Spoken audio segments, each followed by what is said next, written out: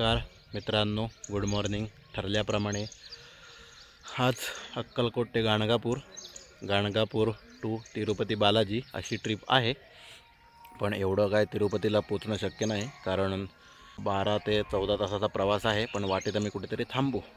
तर आज आम्ही अक्कलकोटवरनं प्रस्थान केलं आहे. आणि थँक्यू आकाशदादा आणि विश्वकमल बंगला. आणि छान सर्व्हिस होती, रूम पण छान होत्या आणि आजूबाजूचा क्लायमेट पण छान होता. परत एकदा दोघांनाही धन्यवाद. चला या प्रवासाला एन्जॉय करूया. चला तर मग. अशा प्रकारे राईडला सुरुवात झालेली आहे. पुन्हा कधी येते अक्कलकोटला बघूया. तोपर्यंत बाय बाय अक्कलकोट.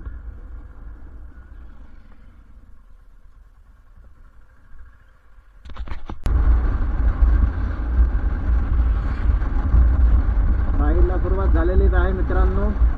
सकाळचं आम्ही ठरवलं होतं लवकर निघायचं, पण काल खूप दमल्यामुळे आणि काल खूप दमायला पण झालं. आणि त्यात एसी रूम वगैरे आम्हाला चांगली मिळाली स्वच्छपैकी आकाशदादांच्या कृपेमुळे.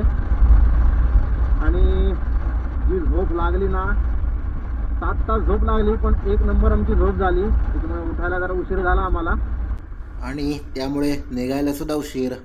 चला तर मग बाय बाय अक्कलकोट.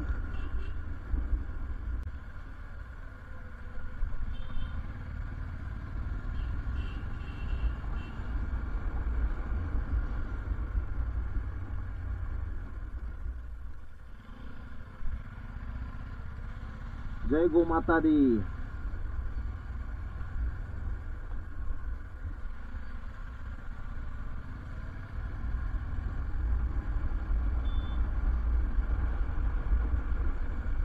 तर मित्रांनो, आजचा प्रवास जो असणार आहे तो साधारणतः 850 किलोमीटर आम्हाला मारायचं चालू आहे. पण एवढं मुश्किल आहे. पण मध्ये गाणगापूरला जाणार आहोत. त्यानंतर तिथे चहा नाश्ता प्रसाद वगैरे काय असेल ते करणार. त्याच्यामुळे तिथे थोडासा वेळ जाईल. तिथून अजून आम्हाला पोचायला साधारणतः 1 तास 26 मिनिटं दाखवत आहे. 60 किलोमीटर आहे.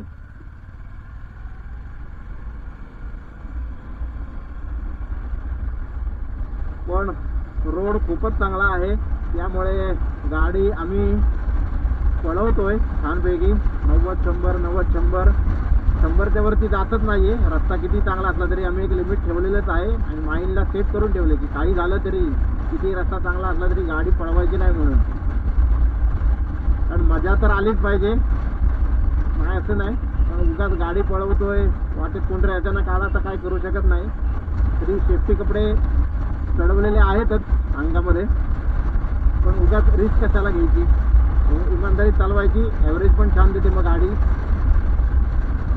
त्यामुळे प्रवास सुखरूप हो. जय महाराष्ट्र. स्वामी समर्थ महाराज की जय. चला तर मग एच गुणेजी रोड शोला.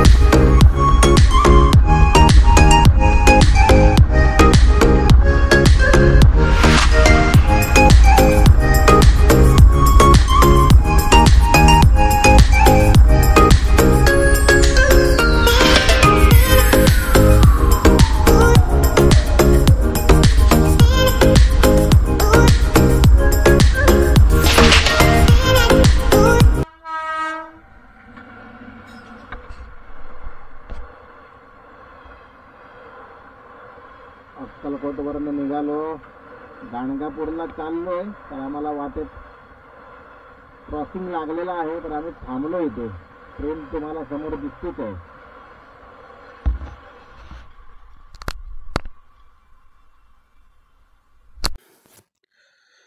Bye bye Maharashtra. कर्नाटकमध्ये प्रवेश. खूप सुंदर असे रोड. आत्ताच आम्ही महाराष्ट्र बॉर्डर जस्ट क्रॉस केली आणि महाराष्ट्र बॉर्डर क्रॉस केल्यावरच आम्हाला खूप सुंदर असा रोड लागलेला आहे. अर्थातमध्ये जरा खराब होता, कारण हे गाणगापूर क्षेत्र कर्नाटक आणि महाराष्ट्र बॉर्डरमध्ये आहे. म्हणजे अर्ध महाराष्ट्रामध्ये येतं, अर्ध कर्नाटकामध्ये येतं. त्यामुळे कुठल्याच सरकार जास्ती लक्ष देत नाही. त्यामुळे मधला जो काही रोड आहे साधारण तो आम्हाला तसा चांगला मिळाला नाही. म्हणजे तसा खराबच आहे, चांगला कुठेच नाही आहे. पण हे गाडी नुकतीच चालवायला सुरुवात केली आणि पहिल्यांदाच रस्ता खराब मिळाला की जरा मूड ऑफ होतो. पण तो थोडासाच होता.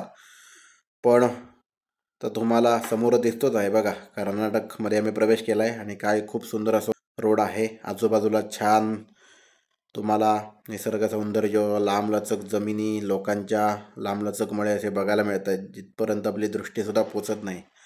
हे खूप सपाट आणि सपाट अशी जमीन बघा आणि खूप असा सुंदर रोड, गारगार हवा आणि आम्हाला खूप मजा येते दोघांनाही गाडी चालवायला. आमचे पुढे मित्र गाडी चालवतात आहेत. चला तर मग.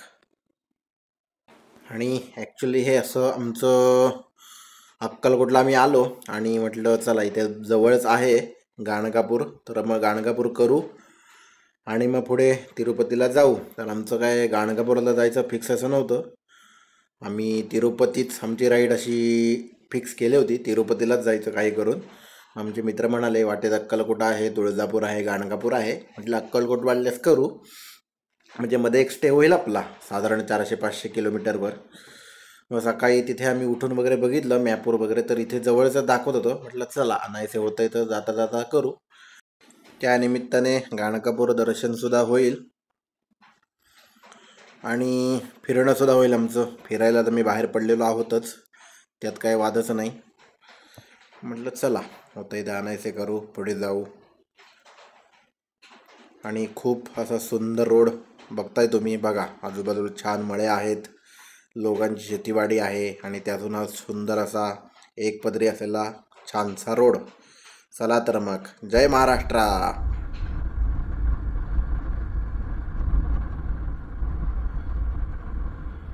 चला गाणगापूर नगरीत प्रवेश केलेला आहे.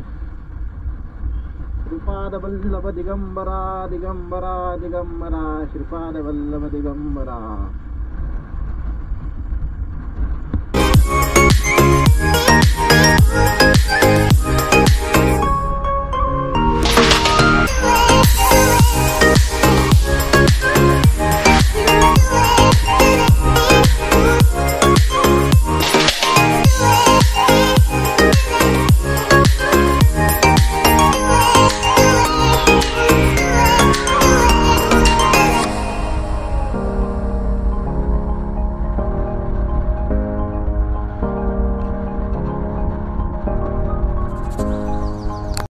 अशा तऱ्हेने आम्ही फायनली गाणगापूरमध्ये हे मठाच्या जवळ पोचलेलो आहोत.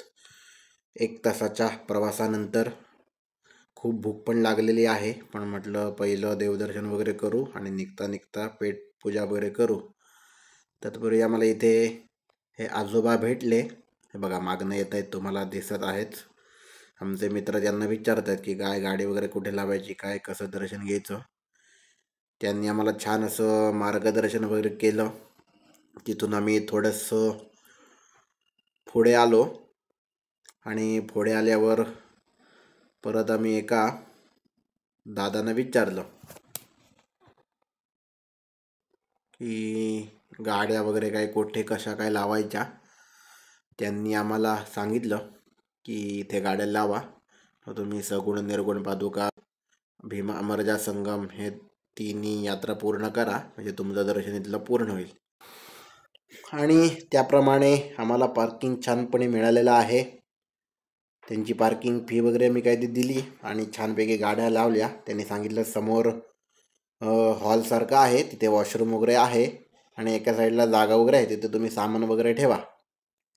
त्याप्रमाणे सामान वगैरे आम्ही तिथे ठेवणार आणि पुढच्या दर्शनाला आम्ही निघणार. चला तर मग. तर छानपैकी आम्ही आत्ता रिक्षा केलेली आहे. दादा आम्हाला भीमा अमरजा संगम, सगुण निर्गुण पादुका आणि श्री कल्लेश्वर शनेश्वर मंदिर याची यात्रा घडवणार आहे. यात्रा केली होते.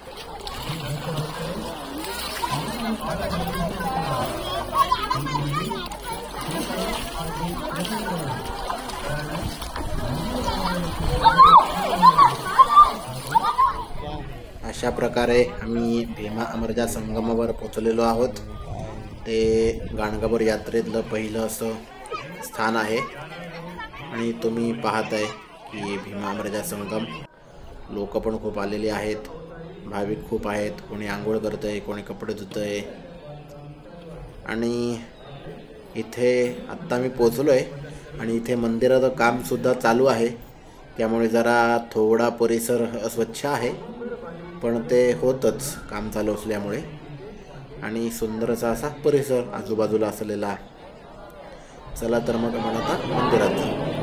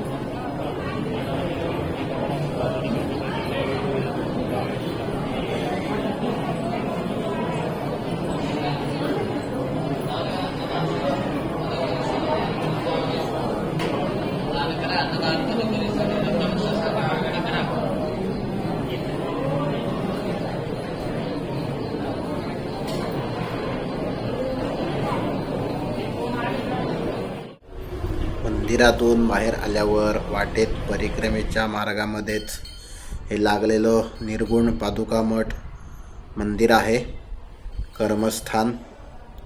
आणि तिथेच बाजूला असलेलं हे छोटंसं मंदिर भगवान श्री शंकरांचं मंदिर आहे. त्या बाजूला हे निर्गुण मठ पादुका मंदिर आहे. तर खूप अशी सुंदर अशी आत श्री भगवान दत्तात्रेयांची अशी छान अशी सुंदर मूर्ती आहे. आतमध्ये मोबाईल अलाउड वगैरे नाही आहे फोटोग्राफी किंवा व्हिडिओ करायला, त्यामुळे मी बाहेरूनच तुम्हाला माहिती सांगतोय. त्यामुळे तुम्ही इथे आलात. खूप सुंदर असा परिसर आहे. कामसुद्धा चालू आहे, त्यामुळे कधी पुढे भविष्यात आलात तरी इथे काम पूर्ण झालेलं असेल. आणि खूप सुंदर असं हे भीमा अमरजा संगम असं सुंदर तुम्हाला पाहायला मिळेल. चला तर मग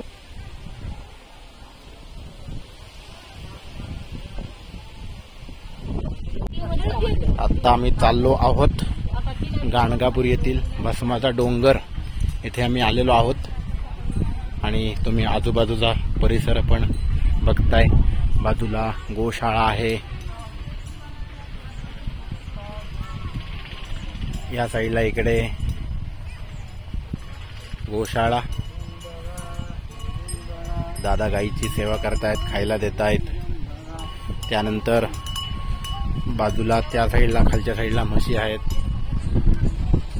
दादा दूध पण काढत आहेत म्हशींचं. जय गो माता दी. आणि छानसा सुंदर असा आजूबाजूचा असलेला परिसर. तुम्ही पण अवश्य भेट द्या मित्रांनो.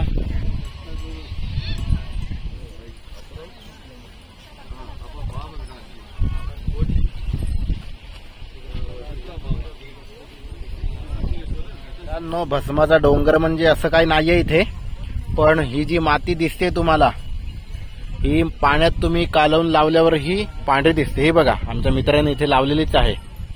हे बघा, ही माती तुम्ही पाण्यात कालवून लावलीत की ती सुकल्यावर पांढरी दिसते. हे बघा.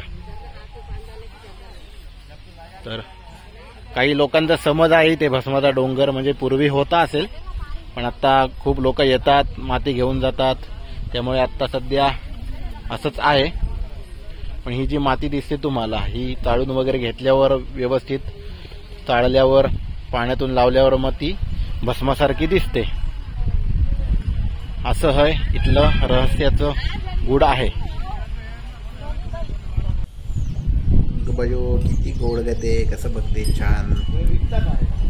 अशा प्रकारे आम्ही या म्हशी गाई गुरु आहेत त्यांच्यासोबत पण थोडी मजा केली.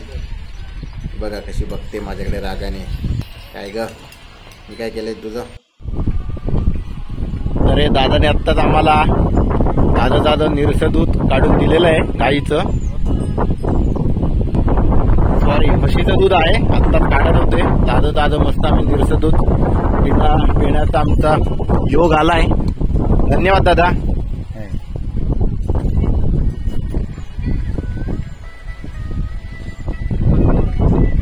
हवाय का अजून? खूप वर्षानंतर निरसं दूध पियालेलो आहे. मस्त वाटलं एकदम. मस्त मला ताजं दूध मिळालेलं आहे. आमचं भाग्य आहे. धन्यवाद दादा. अशा प्रकारे आमचं भीमा अमरजा संगम भक्तिस्थान पाहून आत्ता आम्ही या परिक्रमेतील दुसरं ठिकाण श्री निर्गुण पादुका मंदिर कर्मस्थान तिथे जातोय.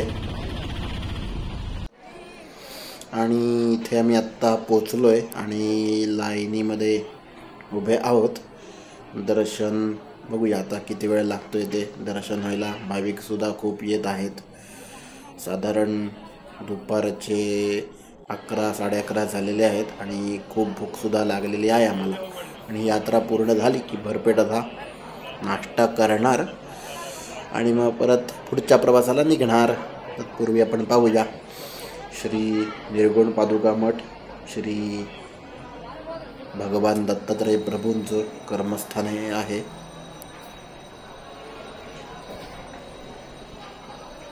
तर बघा खूप लोक आलेले आहेत.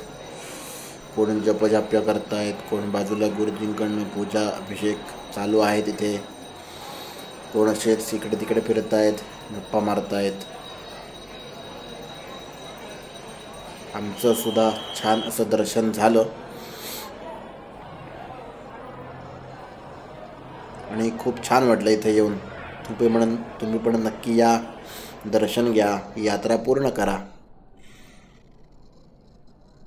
दिगंबरा दिगंबरा श्रीपाद वल्लभ दिगंबरा. आणि इथे आरती चालू झाली की या खांबांवर ज्यांच्यामध्ये अंगामध्ये येतात, म्हणजे दैवी शक्ती म्हणा की काय, काही लोक म्हणतात भूत वगैरे येतात, ते या खांबावर असे चढायला लागतात असे इथले लोकांनी आत्ता आम्हाला सांगितलं. त्यामुळे असं हे स्थानाचं महात्म्य आहे.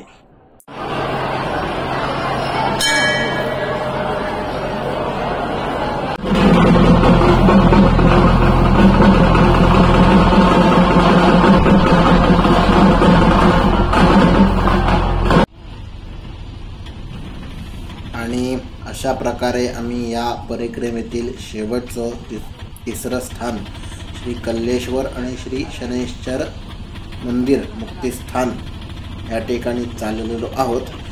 या तीनही ठिकाणची यात्रा इथे केली की श्री क्षेत्र गाणगापूर जे सांगितलेलं आहे यात्रा, त्या म्हणजे गाणगापूर क्षेत्र दर्शन हे पूर्ण होतं.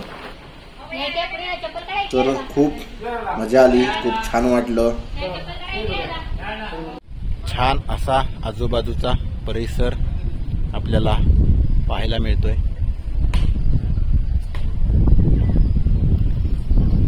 छान अशी सुंदर हवा, गारगार हवा, आजूबाजूला छान असा सुंदर असा परिसर आणि एक वेगळंच वातावरण आहे. दत्तगुरूंच्या संप्रदायी एक वेगळाच माहोल तयार झाला आहे. भक्तगण सगळे आहेत, जप करत आहेत, कोण पारायण करत आहे, कोण आरती करत आहे, कोण पूजा करत आहे. एक छान वेगळाच एक अनुभव आम्हाला अनुभवायला मिळाला. दिगंबरा दिगंबरा श्रीपाद वल्लभ दिगंबरा.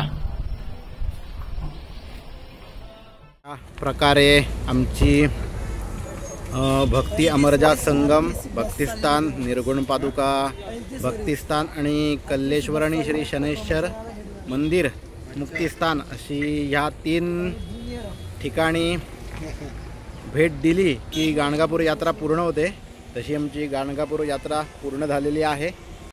नमस्कार मित्रांनो, अशा प्रकारे आमची गाणगापूर यात्रा पूर्ण झालेली आहे आणि इथे आम्ही सकाळी अक्कलकोटवरनं 7 वाजता निघालो, 9:30ला पोचलो. त्यानंतर 3 ठिकाणी आम्ही अमरजा संगमला गेलो, तिथे दर्शन वगैरे घेतलं, छान दर्शन झालं. तिथून निघता आम्ही पुढे एक डोंगर आहे भस्माचा, तिथे गेलो. तिथे जाऊन थोडी मजा वगैरे केली, गायींना वगैरे भेटलो, बाजूला म्हशी होत्या, तिथे जाऊन त्यांना पण जरा थोडी त्यांच्यासोबत मजा केली. तिथून निघाल्यावर आम्ही ते निर्गुण पादुकांचं दर्शन घेतलं.